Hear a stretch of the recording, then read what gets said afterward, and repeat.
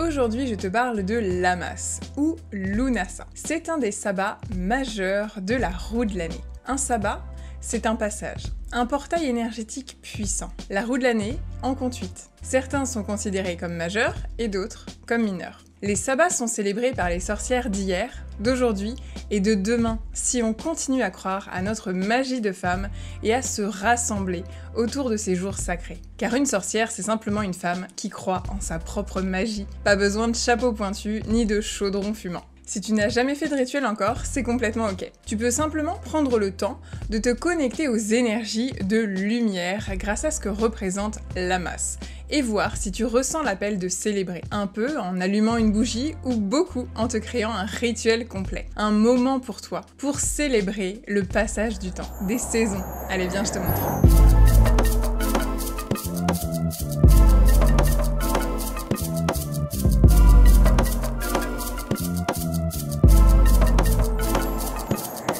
Lunasa se célèbre le 1er août. C'est l'une des 4 célébrations majeures avec Samhain, Imbolc et Beltane. Ce sabbat est celui de la récolte et la gratitude est à l'honneur. Le mot Lunasa signifie l'assemblée de Lugh en gaélique irlandais ancien. Lunasa nous rassemble pour fêter ce dieu. Lugh, c'est la divinité principale des Celtes.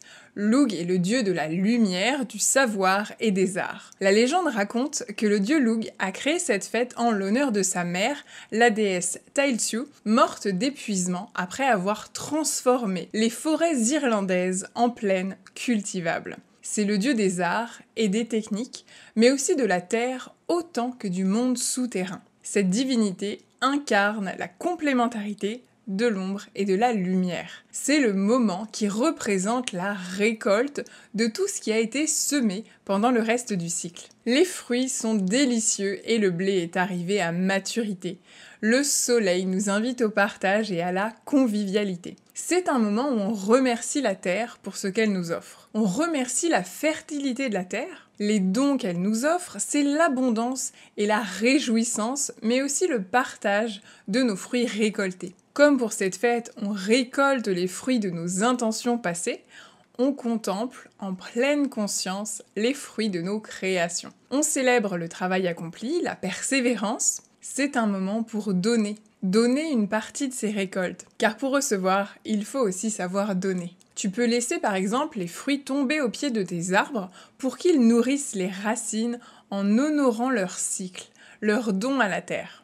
C'est une période aussi où on commence à se rendre compte petit à petit que les jours raccourcissent et qu'il est peut-être aussi un peu temps de faire nos réserves avant d'entrer dans la période sombre. L'obscurité va prendre le pas sur la lumière.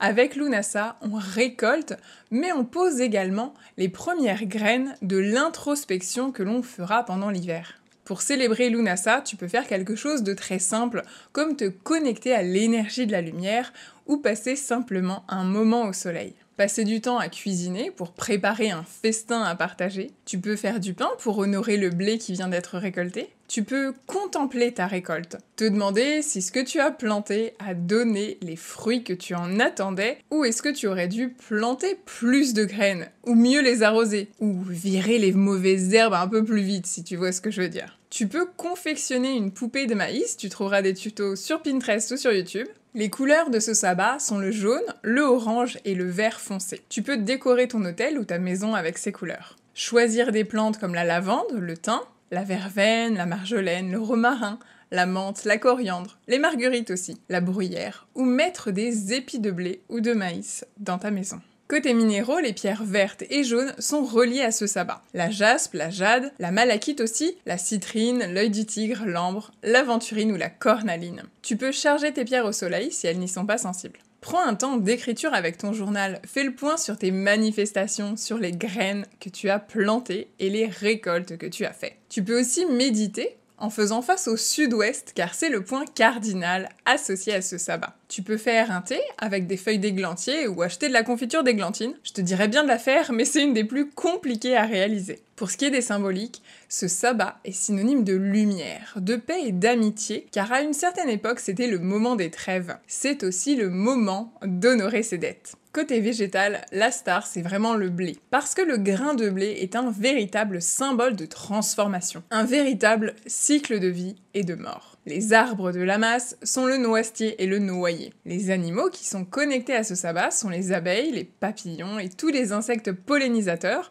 mais aussi les oiseaux des champs. Les divinités à honorer sont Lugh, Tailtiu, Rosmerta, Déméter, Cérès, Odin et Osiris. Si tu utilises des bougies, choisis des blanches, des vertes, mais plus foncées que d'habitude, plus foncées qu'au printemps, mais aussi des jaunes ou des oranges. Pour les encens, tu peux en choisir un à la rose, au jasmin, à la lavande ou au cèdre. Ce sabbat est lié à la roue de la fortune dans le tarot de Marseille. Cette carte symbolise le mouvement, les opportunités, tout ce qui est cycle, le karma aussi, les gains, les pertes. Avec cette carte, il y a l'énergie qui dit qu'on récolte ce que l'on sème. Alors est-ce que ça sonne pour toi comme une menace ou comme une promesse absolument géniale? Les actions s'accélèrent, c'est une période yang, une période de changement. Les choses autour de nous peuvent commencer à s'agiter et avancer peut-être un petit peu plus vite que prévu. La roue tourne, l'aventure est présente, le décor aussi peut vite changer. Les nouvelles opportunités ne manqueront pas grâce à ce sabbat. Il faut aussi s'attendre à recevoir des surprises,